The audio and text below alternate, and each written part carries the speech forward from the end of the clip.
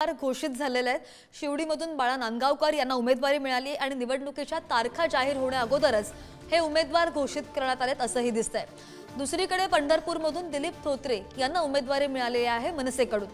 विधानसभेच्या पार्श्वभूमीवर सगळ्याच पक्षांनी कंबर कसली आहे आणि त्याच दृष्टिकोनातून पहिले 2 उमेदवार मनसेने घोषित केलेले आहेत। विधानसभेसाठी मनसेकडून पहिले 2 उमेदवार घोषित झाल्यानं राजकीय वर्तुळात सुद्धा मोठ्या चर्चा रंगतायत।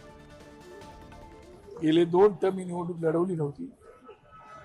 2 टर्म नंतर निवडणुकात पक्ष प्रचारात मी होतो, साहेबांनी मला पक्ष प्रचारात ठेवला होता आणि 2014 नंतर मी निवडणूक लढवली ती आता 10 वर्षांनी निवडणूक आता लढवतो, त्यामुळे एक भावना वेगळ्या आहेत आणि माझ्या मतदारसंघातील लोकांची सेवा करण्याची संधी मला आणि बापूला त्यांच्या मतदारसंघातील लोकांची सेवा करण्याची संधी दिली, त्याबद्दल साहेबांचे आभार मानतो। मला उमेदवारी दिल्याबद्दल माननीय राजसाहेब ठाकरे यांचे या ठिकाणी आभार मानतो आणि राजसाहेबांनी जो माझ्यावर विश्वास व्यक्त केला आहे तो विश्वास निश्चितपणे या ठिकाणी पात्र ठरून येणाऱ्या विधानसभा निवडणुकीमध्ये माझा विजय निश्चित आहे याची मला खात्री आहे। पंढरपूर मंगळवेढा मतदारसंघातील सर्व जनता निश्चितपणे माझ्या पाठीशी उभी राहील आणि मला आशीर्वाद देईल, कारण जनतेला काम करणारा माणूस लागतो आणि सर्व जनतेला माहीत आहे की दिलीप थोत्रे हा काम करणारा माणूस आहे, त्यामुळे निश्चितपणे या निवडणुकीमध्ये आपला विजय निश्चित आहे।